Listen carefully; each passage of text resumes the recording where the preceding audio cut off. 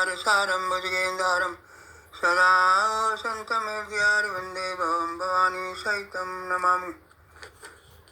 अब मैं भगवान शंकर एवं माता पार्वती जी के चरणों की वंदना करते हुए आज का राम कथा प्रवचन प्रारंभ करता हूँ।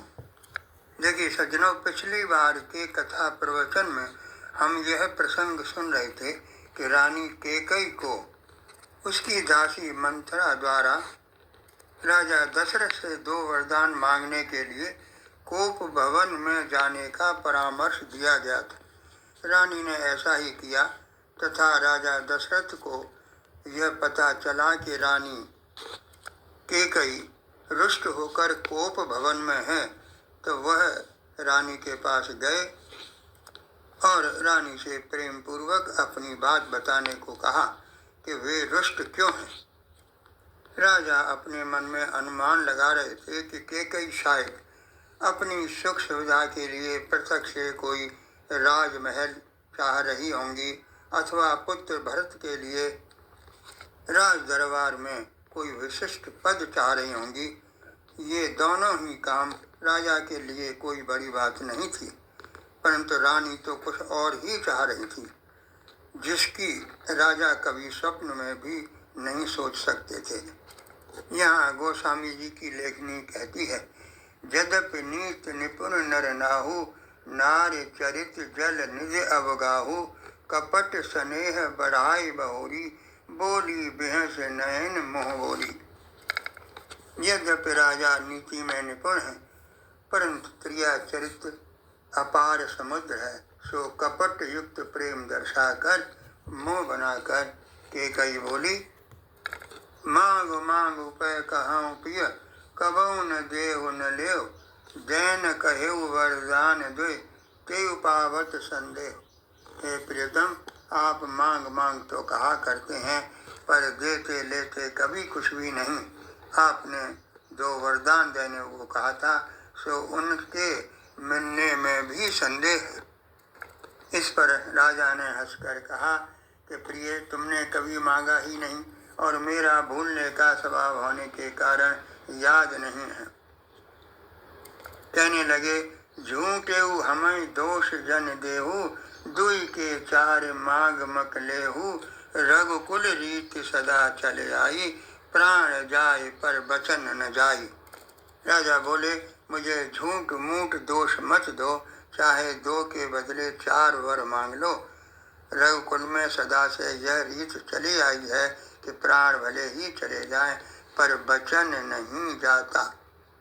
कैकेयी यहाँ बिना अवसर गवाए तुरंत बोली, सुनहु प्राण प्रिय भावत जी का देहो एक वर भरत ही टीका मांगहु दूसर वर कर जोरी पुरबहु नाथ मनोरथ मोरी तापस वेश विशेष उदासी 14 वर्ष राम बनवासी गयऊँ सहम नहीं कछु कह आवा जन सचान बन झपटे उलावा।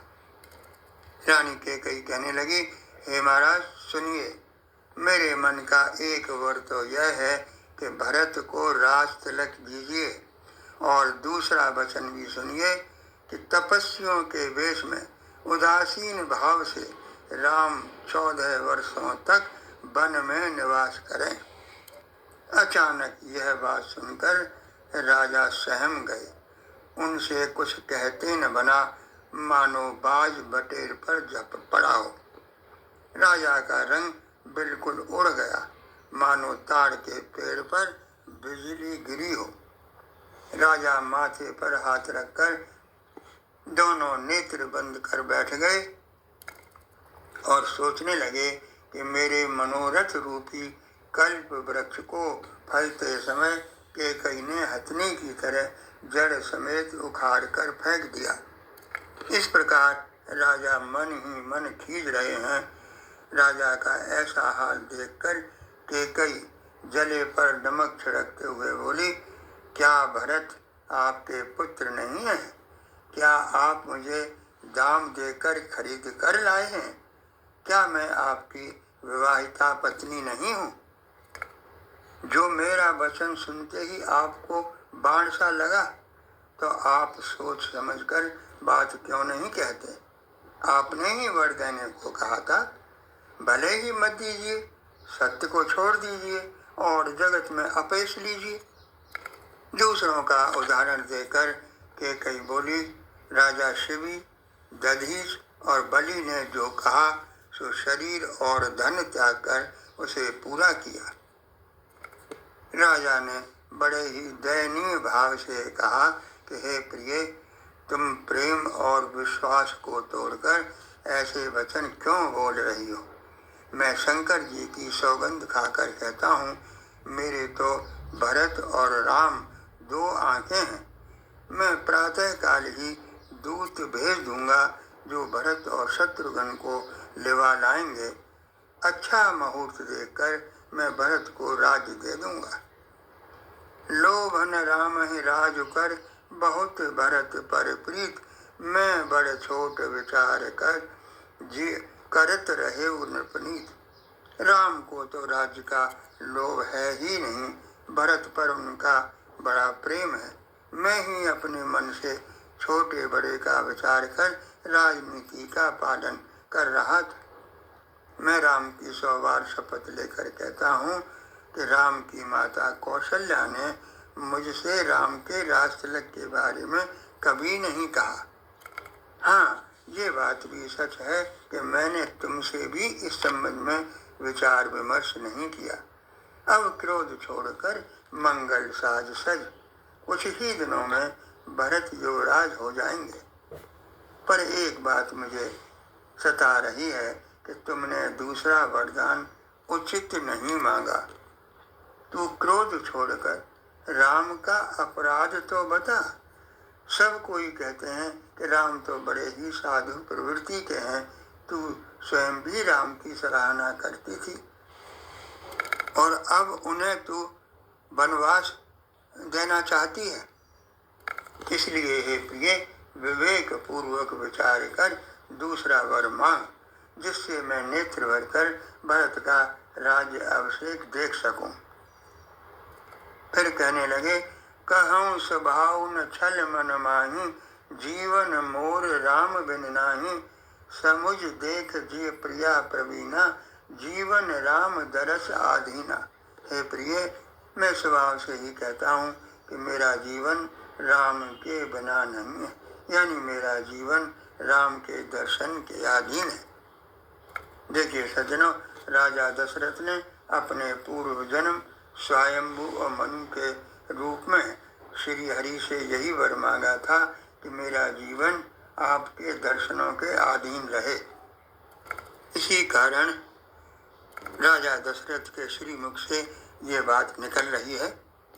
कैकेयी पुनः कहती है कि आप करोड़ों उपाय भले ही कर लें, पर यहाँ आपकी माया नहीं चलने वाली।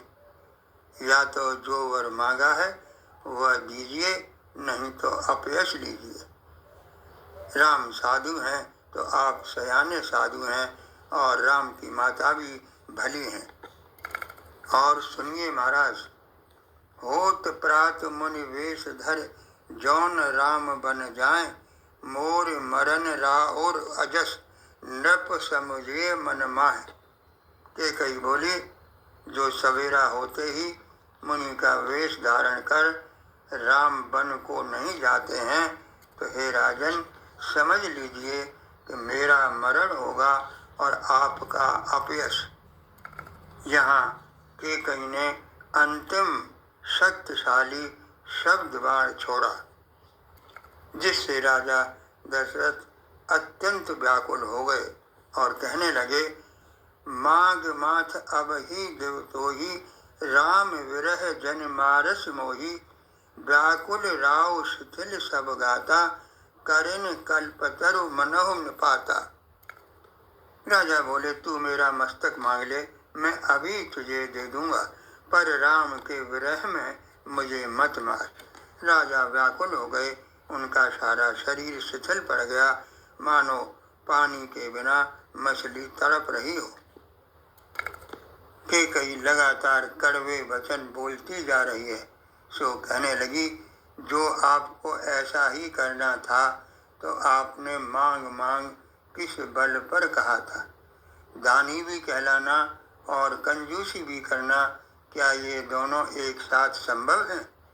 इसलिए या तो प्रतिज्ञा तोड़ दीजिए या धैर्य धारण कीजिए। यूं असहाय स्त्री की तरह रोइए पीटिए मत।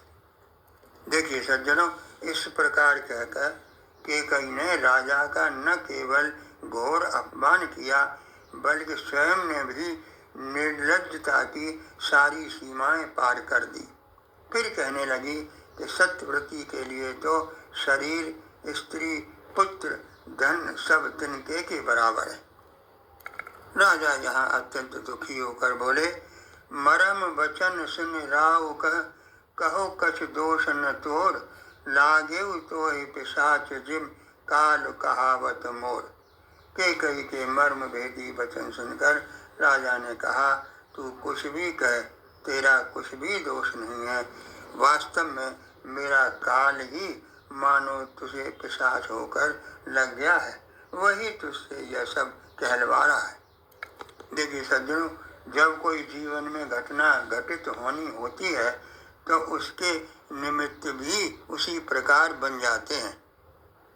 राजा फिर कहने लगे, भरत तो भूल कर भी राजपद नहीं चाहते, होनहार वश तेरे जी में कुमति आ गई है। मेरा विश्वास है कि यह अयोध्या पुनः भली भांति बसेगी और राम की प्रभुता भी होगी और सब भाई उनकी सेवा करेंगे, पर तेरा कलंक मरने पर भी नहीं मिटेगा। देखिए सज्जनों, रानी कैकेयी की राजा के प्रेम की आड़ में अनुचित मांगे अंततः राजा के क्रोध का कारण बनी। राजा क्रोध भरे स्वर में बोले, अब तू मेरी आंखों से ओझल हो जा और जब तक जीता रहूं मेरे समक्ष मत आना। पूरी रात विलाप करते करते राजा को सवेरा हो गया। उधर राजद्वार पर वीणा, बांसुरी और शंख बजने लगे, परंतु राजा को यह सब नहीं सुहारा। राजद्वार पर मंत्रियों और सेवकों की भीड़ लगी हुई है। वे सब सूर्य को उदय होता देखकर कहते हैं कि ऐसा कौन सा विशेष कारण है कि अवधपति दशरथ जी अभी तक नहीं जागे। सो सब ने मंत्री सुमंत जी से निवेदन किया कि आप जाकर राजा को जगाओ ताकि उनकी आज्ञा पाकर राजकाज प्रारंभ किए जाएं। तब सुमंत जी राजमहल गए, पर महल को भयानक देख वह डर जाते हैं और कोई कुछ बताता नहीं है। फिर वे उस महल गए जहाँ राजा और रानी कैकेयी थे। राजा सोच से व्याकुल हैं, मंत्री डर के मारे कुछ पूछ नहीं सकते। तब शुभ से विहीन कैकेयी स्वयं ही बोली, राजा को रात भर नींद नहीं आई, इसका कारण जगदीश्वर ही जाने। इन्होंने राम राम रटकर सवेरा कर दिया, पर इसका भेद राजा कुछ नहीं बताते हैं। तुम जल्दी जाकर राम को बुला लाओ, तब समाचार पूछना। राजा का रुख जानकर सुमंत जी चले गए। वे जान गए कि रानी ने कुछ चाल चली है। सुमंत जी तुरंत ही श्री रामचंद्र जी के पास गए। रामचंद्र जी ने उन्हें पिता समान आदर दिया। फिर सुमंत जी श्री राम जी को अपने साथ लेवा लाए। श्री राम जी ने देखा कि राजा बुरी हालत में हैं, पड़े हैं, मानो संगिनी को देखकर कोई बूढ़ा गजराज सहम कर गिर पड़ा हो। समय भांपकर श्री राम ने माता कैकेयी से पूछा, मुझे पिताश्री के दुख का कारण कहो ताकि उसका निवारण हो सके। कैकेयी ने कहा, सारा कारण यही है कि राजा का तुम पर बड़ा स्नेह है। दैन कहु मोय दुई वरदाना, मांगे जो कछु मोय सुहाना। सो सुनि भयो भूप डर सोचू, छाड़ न सके तुम्हारे संकोच। इन्होंने मुझे 2 वरदान देने को कहा था, सो मुझे जो अच्छा लगा वह मैंने मांग लिया। उसे सुनकर राजा के हृदय में सोच हो गया, क्योंकि वे तुम्हारा संकोच नहीं छोड़ सकते, यानी तुम्हारे प्रति जो उन्हें स्नेह है उसे वो नहीं छोड़ सकते। इधर तो पुत्र का स्नेह है और उधर वचन का। राजा इसी धर्म संकट में पड़ गए हैं। यदि तुम कर सकते हो तो राजा की आज्ञा शिरोधार्य करो और इनके कठिन क्लेश को मिटाओ। इसके पश्चात कैकेयी ने दोनों वरदानों के बारे में सच सच बता दिया कि उन्होंने राजा से कौन कौन से वरदान मांगे।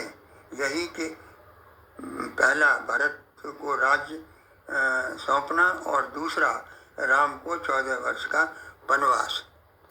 और श्री रामचंद्र जी को यह सब सुनाकर वो ऐसी बैठी रही मानो निष्ठुरता ही शरीर धारण किए हो।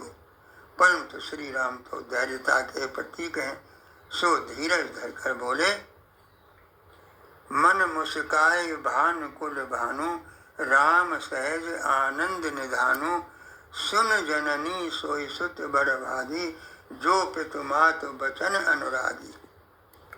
मुनिगण मिलन विशेष बन, सबहि भांत हित मोर, तेह मह पितु आयस बहुर, सम्मत जननी तोर।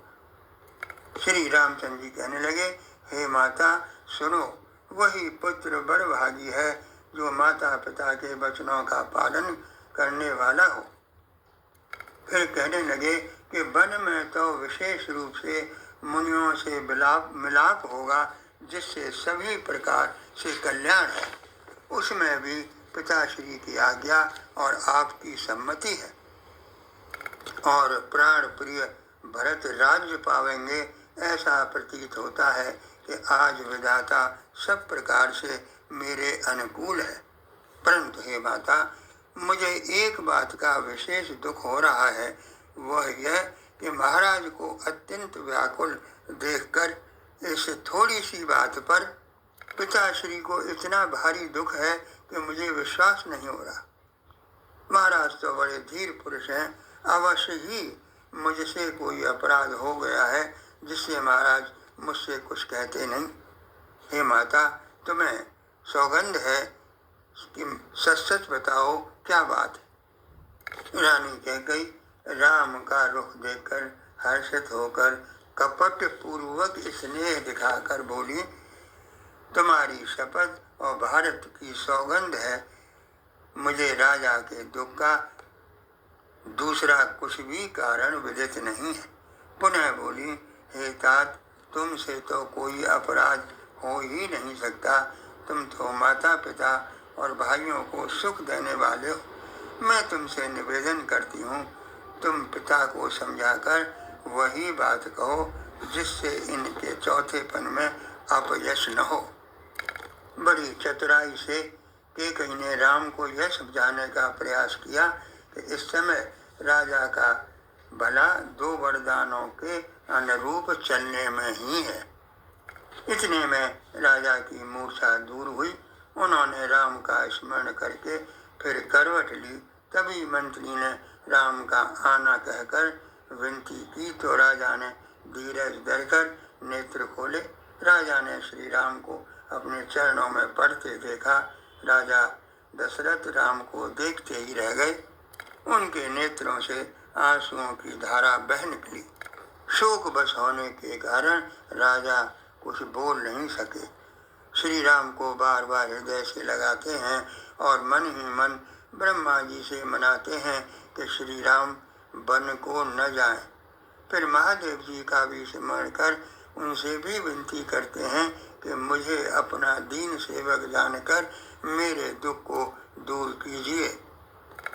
तुम प्रेरक सबके हृदय, सो मत राम हृदय, बचन मोर तज रहें घर, परिहर शील स्नेह। हे महादेव, आप प्रेरक रूप से सबके हृदय में हैं, अतः श्री राम जी को ऐसी बुद्धि दीजिए जिससे वे मेरे वचन को त्याग कर शील स्नेह छोड़कर घर ही में रह जाएं। देखिए सज्जनों, राजा दशरथ का श्री राम के प्रति इतना मोह है कि वह स्वयं सब प्रकार के दुख और कष्ट सहन कर भी श्री राम जी से विमुख नहीं होना चाहते।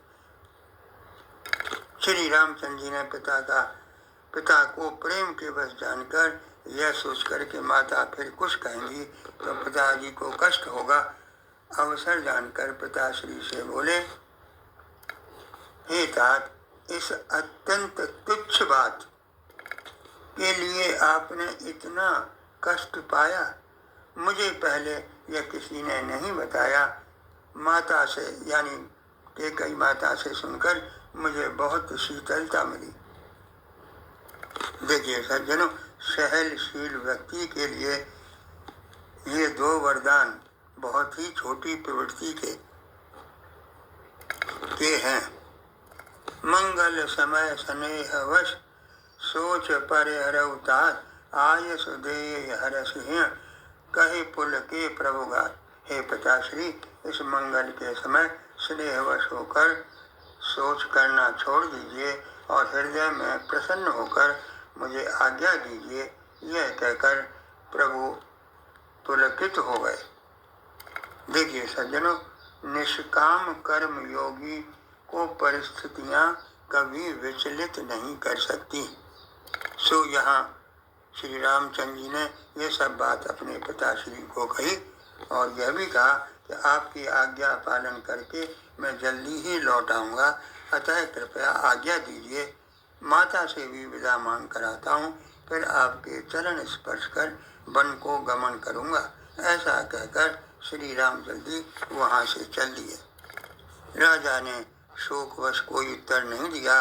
बात नगर में फैली तो नगरवासी भी व्याकुल हो गए। वे कहने लगे, मिले ही बाज विधि बात बिगारी, जह तह दे के कहीं गारी, सदा राम ए प्राण समाना, कारण कवन कुटिलपन ठान। सब संयोग मिल गए थे, इतने में विधाता ने बात बिगाड़ दी। जहाँ तहाँ लोग कैकेयी को गाली दे रहे हैं, कहते हैं इसे तो श्री राम जी सदा प्राणों से प्यारे थे, फिर भी न जाने किस कारण इसने यह कुटिलता ठानी। देखिए सज्जनों, यह बात तो सत्य है कि कैकेयी को राम अति प्रिय थे। उन्होंने मंत्रा से पहले कहा भी था, प्राण ते अधिक राम प्रिय मोरे, तिनके तिलक क्षोभ कष्ट तोरे। अर्थात श्री रामचंद्र जी तो मुझे प्राणों से भी अधिक प्रिय हैं, उनके राज तिलक से तुझे क्षोभ क्यों हो रहा है मंत्रा। पर मंत्रा द्वारा रानी के कान भरने से अब पासा पलट चुका था। यहाँ नगरवासी भी तरह तरह की बातें कर रहे हैं, जैसे एक कहें भल भूपन कीना, बर विचार नहीं कुमते है दीना, जो हटे भयं सकल दुख भाजन, अबला विवश ज्ञान गुण गान। कोई ये कहता है कि राजा ने अच्छा नहीं किया, दुर्बुद्धि कैकेयी को विचार कर वर नहीं दिया, जो उनकी हट को पूरा करना पड़ा। स्त्री के विशेष बस में होने के कारण उनका ज्ञान गुण जाता रहा। कुछ लोग कहने लगे कि जो कुछ हो रहा है उसमें भरत जी की सहमति है। कोई कहता है कि ऐसा भरत जी की सहमति का कोई प्रश्न ही नहीं उठता, क्योंकि भरत जी को तो राम प्राणों से भी अधिक प्यारे हैं। ऐसे समय में सामान्यतः तरह तरह की संभावनाएं व्यक्त की जाती है। कुल की बड़ी बूढ़ी स्त्रियां भी कैकेयी से कहने लगी कि तुमको तो राम भरत से भी अधिक प्यारे लगते थे, फिर आज किस अपराध में उन्हें वन भेजना चाहती हो। फिर उन्हीं बड़ी बूढ़ी स्त्रियों ने कैकेयी को एक युक्ति बताई। वो कहने लगी कि भरत को अवश्य युवराज पद दो, परंतु श्री राम का वन में क्या काम है। तुम राजा से ऐसा दूसरा वर मांग लो कि श्री राम घर छोड़कर गुरु जी के घर में रहें। इस प्रकार भरत को राज भी मिल जाएगा और राम राज दरबार से दूर भी रहेंगे। परंतु कैकेयी को यह सब बात पसंद नहीं आई, सो वो कोई उत्तर नहीं देती है, क्योंकि वो मंत्रा की सिखाई हुई है। अन्य सखियां भी इसे असाध्य रोग समझकर चली जाती हैं और कैकेयी को अभागिनी और मंद बुद्धि कहने लगती हैं।